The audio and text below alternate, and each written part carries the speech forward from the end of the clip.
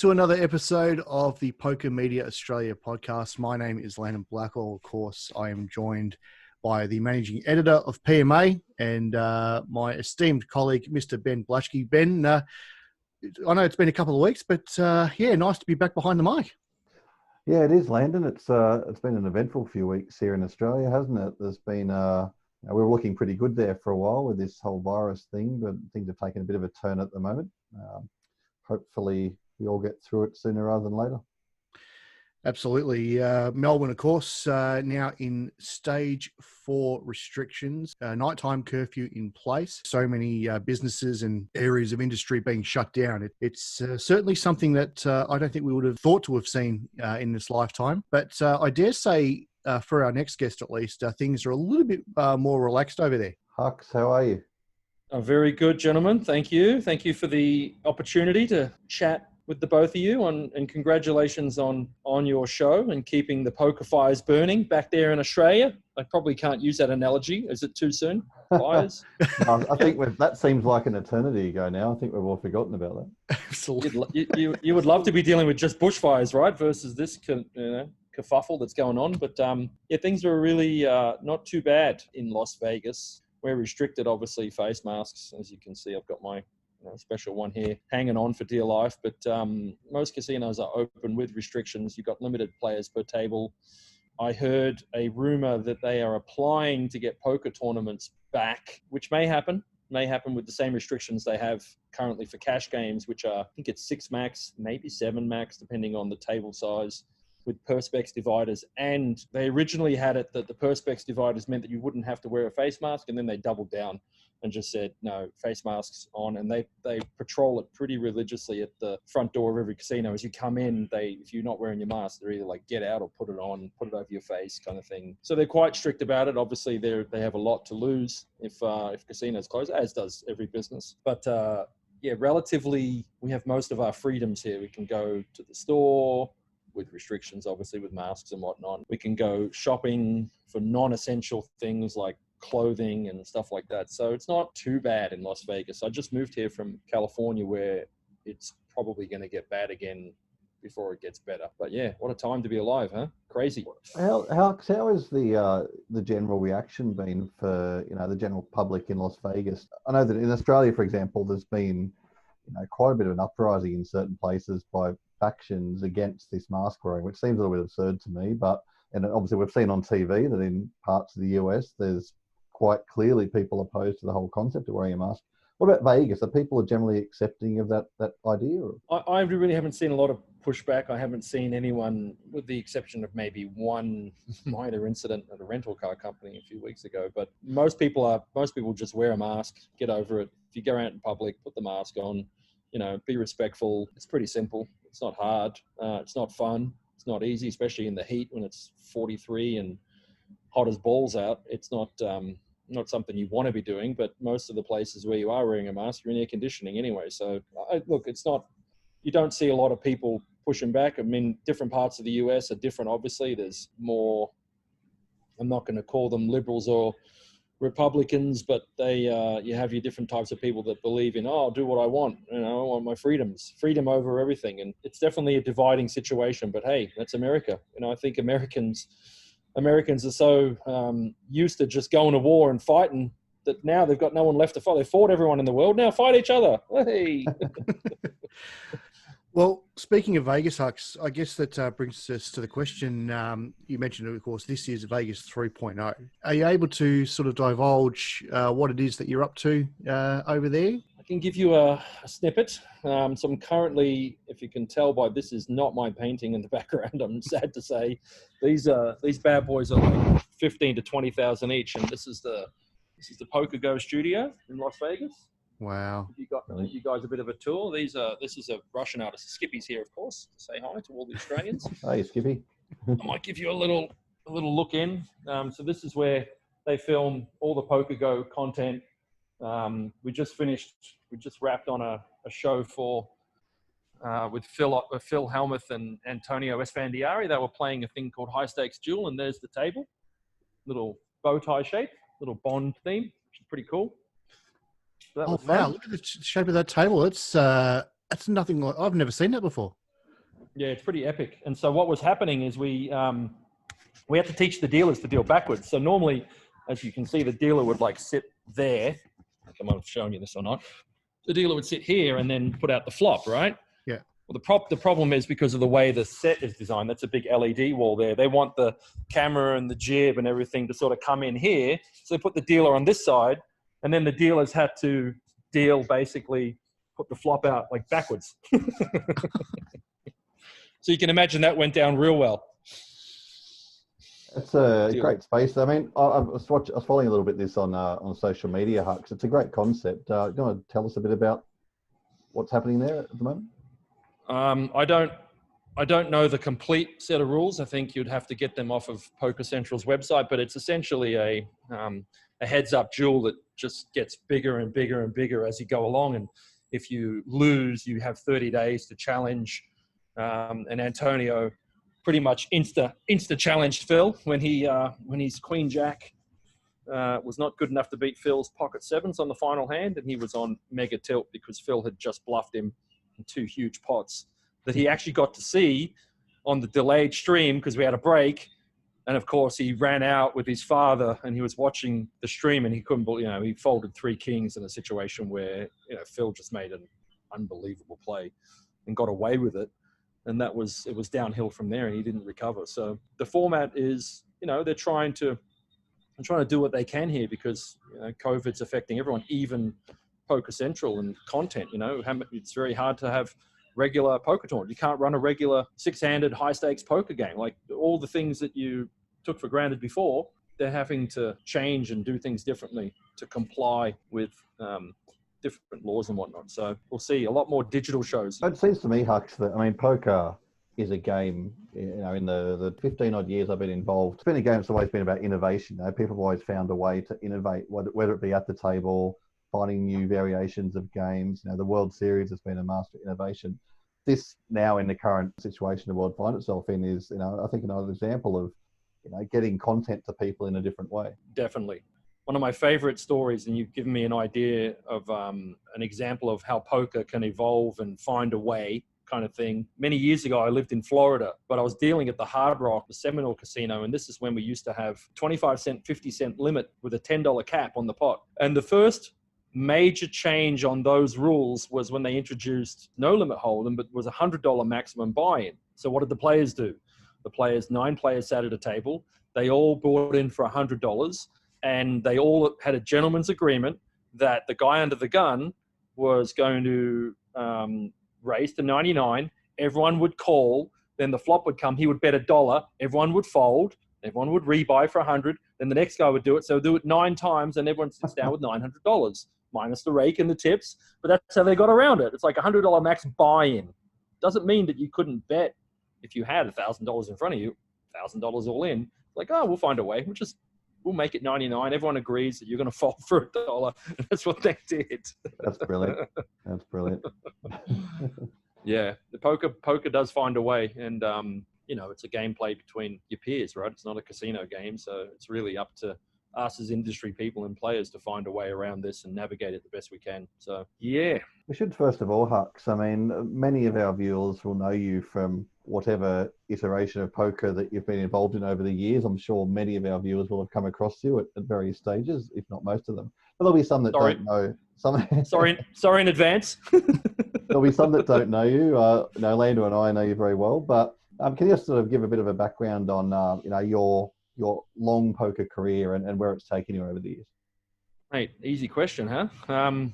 It really started, I learnt poker from my late grandmother, and she got me involved in poker when I was 5 or 6 years old. I remember going to a home game that she would take me to, and I would sit and watch her play, and she played a lot of 7-card stud and a lot of 5-card stud. And it wasn't until years later when I actually was at Crown and learnt poker from Crown and the extensive training that they gave us that I recalled stories of these games. And I remember when Alec, who was the host of the game, whenever he would deal, because I was a kid sitting below the table, I'd always remember whenever he dealt, funny, the ace of spades was always on the bottom of the deck. Well, they were playing fucking Chicago. So yeah, he was giving himself the ace in the hole every time he dealt, or maybe every second or third time. I don't know how he did it. But then I remembered that like 20, 30 years later, I never really connected the dots why the ace of spades was important in the hole. And so started off really thanks to my grandmother and just played poker like stud and draw. And then Crown came calling. I started off as a blackjack dealer at Crown and then moved over to poker. Was one of the OG Crown poker crew. And man, we had it good. We got so lucky. Like, we really got lucky to get the people that Crown brought in were just the best. As in terms of the best, I would say helping a very green dealer become a lot more proficient at spotting cheating and stopping, running the game correctly. We had 12 weeks. I mean, that is unheard of. If you look at training of dealers don't get 12 weeks for any game. And it was trial by fire, and it really has served. I mean, all the guys who are at Crown, there's a lot of them now that have just been around forever, and they've just got that base really helped. Our first game, I think, was pot limit, reduced deck, 5-card stud. That was our first half pot. That was our first game they taught us. And like, if you can deal this, you can deal anything. So Crown, and then from Crown, I went to Carnival Cruise Lines. I was in my 20s, so I was like, well, get away and go and take on the world. And went to Carnival, did Carnival for a few years as a casino host, and then decided to get married, and where better to go than Vegas. And so I moved to Vegas through my old Australian guys, and a lot of the Australian guys knew most of the Vegas people. I was able to get an interview with Donna Harris. She was running the Mirage at the time. Oh, it's crazy. Like, it was unreal. Like, I hadn't dealt poker in like 3 years after I left Crown. I was only blackjack and slot tournaments on the ship. So, it was a bit rusty. But I went in, and Donna Harris said, you need to change your shirt. I told you to wear a white shirt. I walked in with a blue shirt, nice suit and everything. She's like, no, come back tomorrow. Black pants, white shirt. And then we'll do a table test. I was like, what do you mean? Like, they're going to put me at a table in the corner and see if I can pitch cards or something, right? And so come back the next day, get to the back of the room at the Mirage, and Donna's like, okay, cool. Let's see if you can deal. And she says, take out that guy over there. I'm like, what are you talking about? Like, take out that. What, you want me to deal a real game? You want me to go in and sit down it's fucking Omaha high-low. Never in my life have I dealt this. We learned it in training, but like, forget remembering, right? Like, I knew that you had to give half the pot to the high and the low. So I took the guy out, sat down and dealt and prayed. And thank God, first 3 hands, all high. They're like, wow, this guy's really fast. I'm like, yeah, because I don't have to do anything. It's just like Broadway each time. Like, hey, this is easy. Subsequently got high at the Mirage and then worked as a dealer in Vegas for a few years, and then caught a break really because we got involved in a poker production called the Ultimate Poker Challenge, which was being filmed at the Plaza downtown. This was really early days. I think it was late 2003 or early 2004, right after like Moneymaker had just won.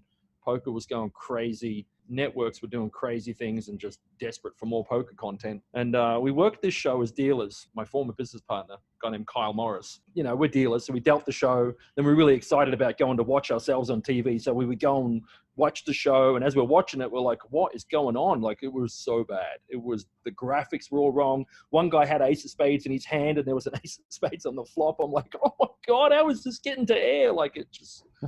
We sat there and compiled like 13 pages of errors, including commentary errors, graphical errors. And we got up the courage to approach the executive producer, a guy by the name of Sam Riddle, who was a legend in television. He created a show called Star Search, which was the original like American Idol talent show series. He had been commissioned by a network to just make a poker show. So he didn't have any clue what was going on. He had no idea. And that was the way at the time. Most production companies didn't know anything about poker. They were very good at making TV. They didn't know the ins and outs. So it was the right time at the right place, and we got lucky. We approached the executive producer. I handed him the 13-page document. He says, oh shit, when can you get to LA? I'm like, what do you mean? We're dealing in the tournament. He's like, well, you need to go and fix it for me. Like, who else is going to do it? I'm like, okay. So we went from dealer to associate producer in 1 day. Nice. So that was kind of lucky. That was an entry into the world of television. And from there, it just it grew and grew and grew and grew, and very grateful to have such, met amazing people, did amazing things. We won an Emmy for a poker show. That was at the height of it all in 2005 when Mansion came into the US, and we were lucky enough to be approached to run their business in the US or help them in the US. And that all culminated in the Poker Dome Challenge, which was I think at the time it was like $120 million budget. And so what do you want to do? Like, well, let's make a soundproof room with one-way mirrors and live heart rate monitors and whatever. There was just no question of if we could afford it. We could do whatever we wanted. So that was fun. But then that got shut down. And I guess, yeah, from there, came back to Australia, as probably most of the people that do know me know. And then I was, again, fortunate enough to work in the online space really heavily and work with Full Tilt, the former online gaming company, Full Tilt Poker. And man, I had some fun with them, as you guys probably know. I think that's how all of us met, was probably at that time. Kind of my poker history. I got out of poker for a while after Full Tilt had their dramatic finale and went down in great fashion. Walked away from poker for a while, got into casino gaming for a while, but it's official. I'm back. I am back. Vegas 3.0. I'm taking no prisoners.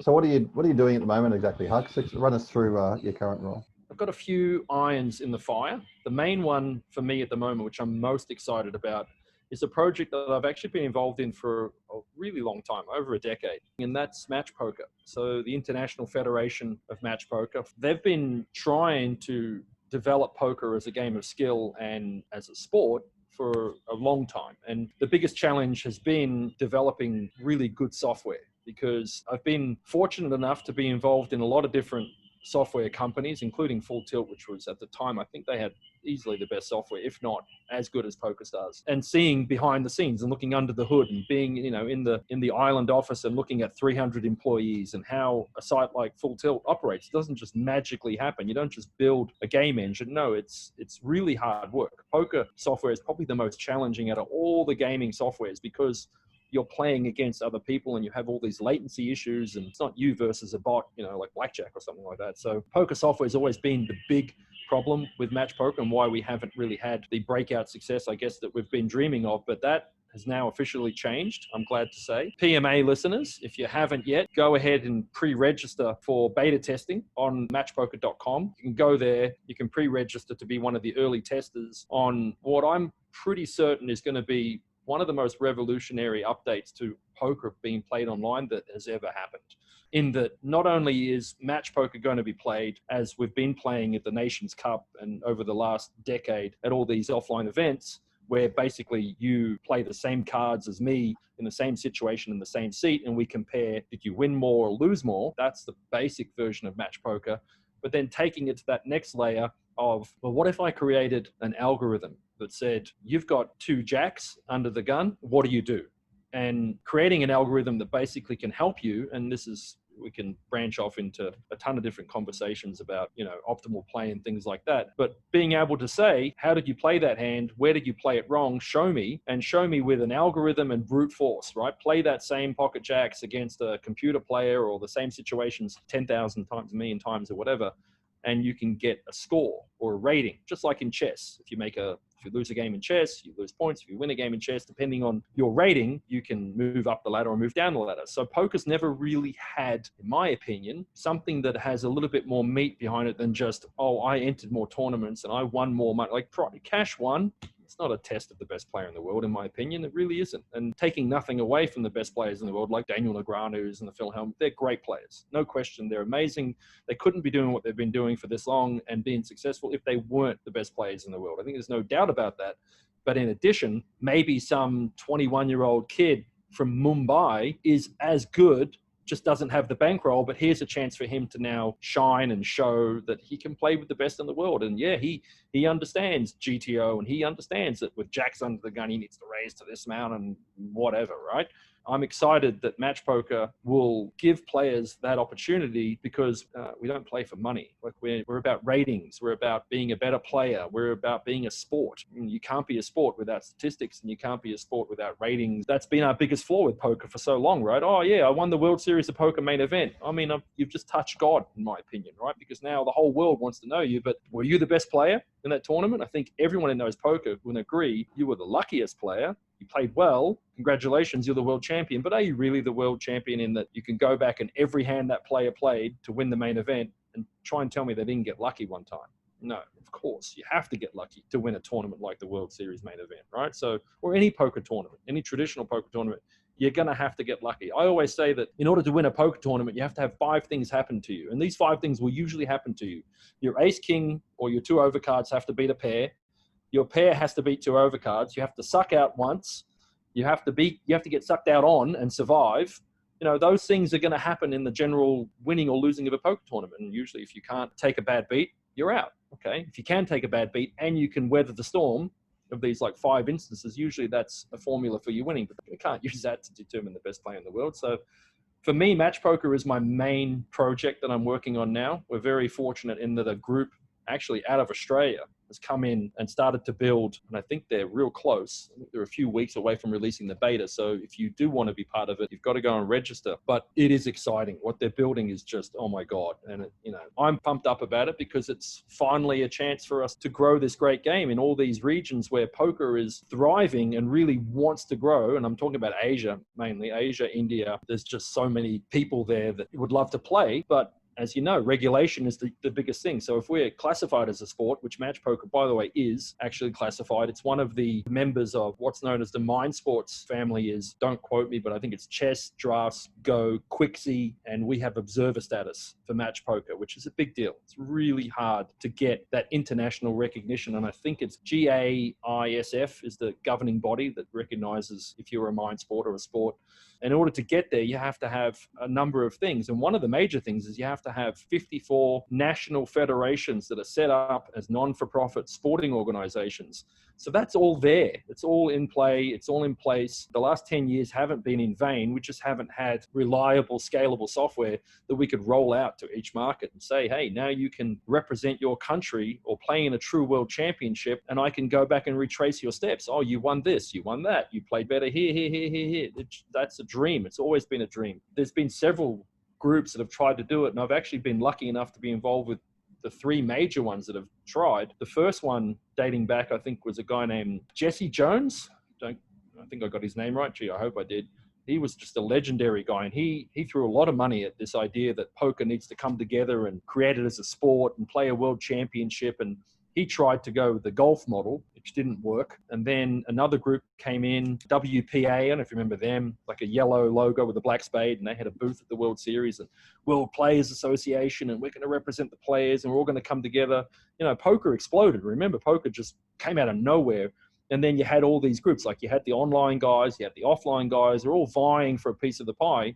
And we're all like competing with each other in theory, right? So we've never really had this gel that enables the sport to grow. But that now, hopefully, touch wood, with match poker, we have that now. So with software that can enable us to run local championships, and then national and regional federations can actually have players come in and log in and genuinely be the best player with, I'm not going to say infallible, but start with something. Like give poker players an algorithm that they can tear to shreds and go, oh, but it should be better if da-da-da. And I really hope that our beta testers do that. They just tear it apart and say, well, I want this. I don't think that it should be this. Well, we're not going to know until we put 10,000 users through it, right? You only know what you know today. So that's my main project. I have a secret project that I can't really tell you much about. It is kind of something to do with where I'm at, but it's not really official yet. But that's the other reason I'm in Vegas.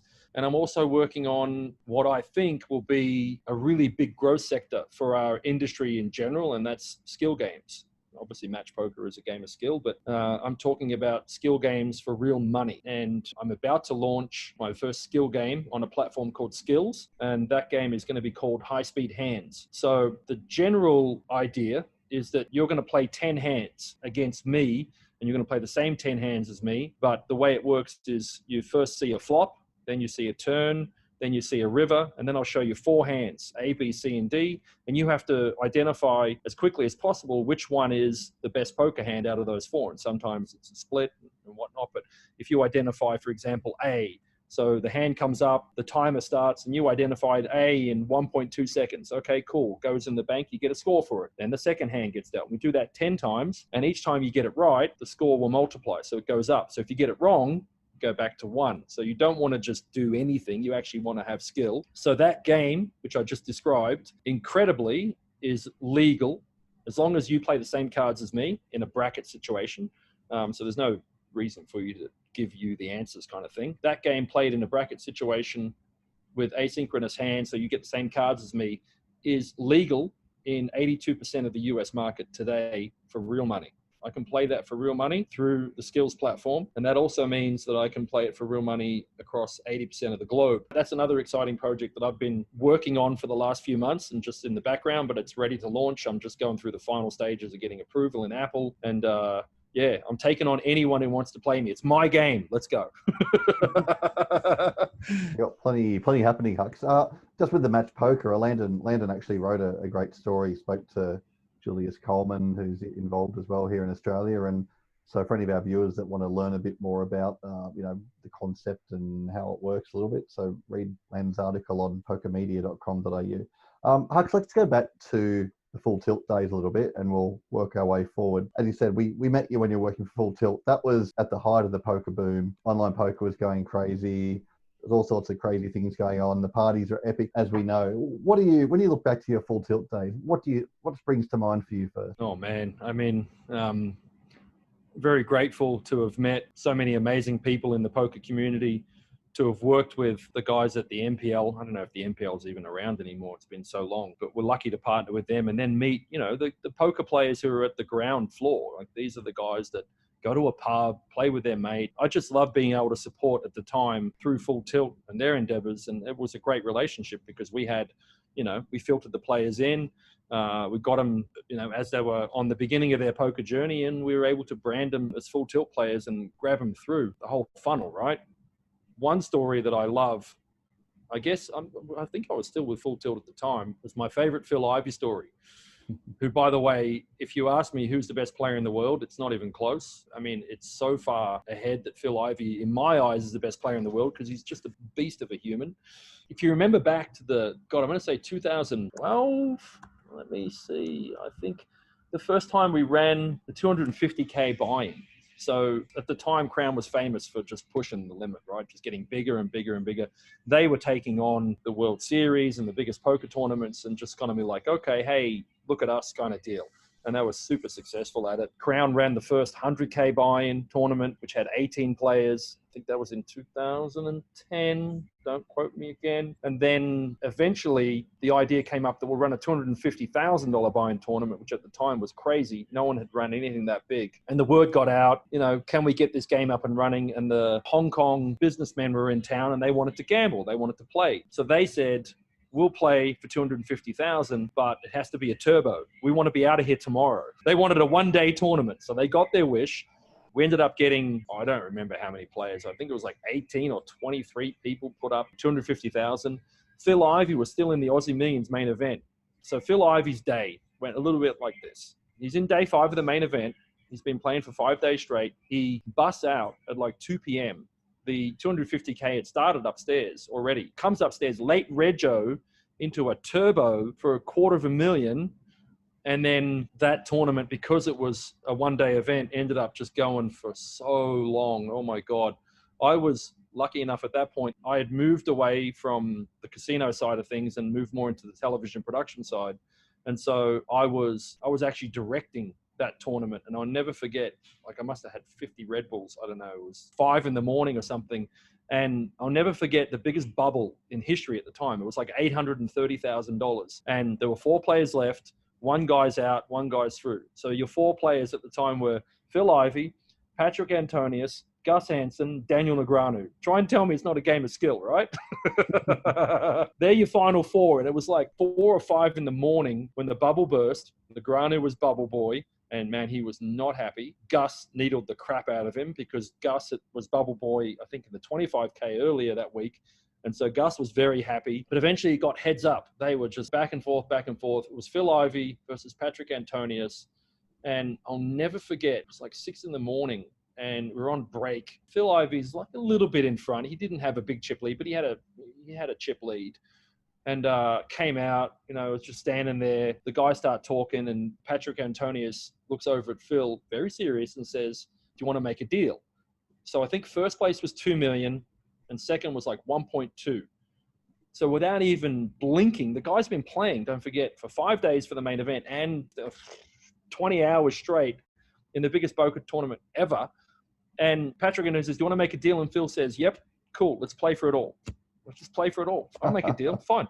Let's just put it all on the line. Second gets nothing. And Patrick Antonius knew he wasn't joking. He was for real. Like, he was not kidding. 5 hands later, all over. Phil actually won with ace queen. The one hand that it just ruined him for the World Poker Tour for so long. He just kept losing with ace queen, like, for years. I think even the main event, if I remember correctly, he lost with ace queen in the main event, and when he finally final tabled it a few years later. But he finally won with ace queen. But that's probably my favorite story amongst all of it. But then, of course, just being able to inject so much into the community through, a mutually beneficial relationship for Full Tilt at the time. And I guess another funny one with Full Tilt was with the Roosters. If you remember, we sponsored the Roosters. That was hilarious. So I got into the boardroom of the Rooster, and there's Nick Polides and David Gingell, and everyone's on the board. I don't even know rugby. I'm a Melbourne boy. I'm AFL. I don't know rugby.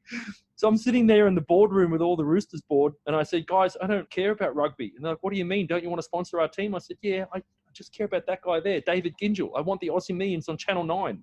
I'll give you money as long as you put the Aussie Millions on Channel 9. And it was a provisional request that they couldn't guarantee, obviously, because they couldn't guarantee what Channel 9's going to do. We did the deal, and we're on the back of the Rooster shorts. And then things started going, really crazy in Australia. If you remember, we had 8 at 8 doing a TV show. PokerStars was going hard. We were going hard. Party was going hard.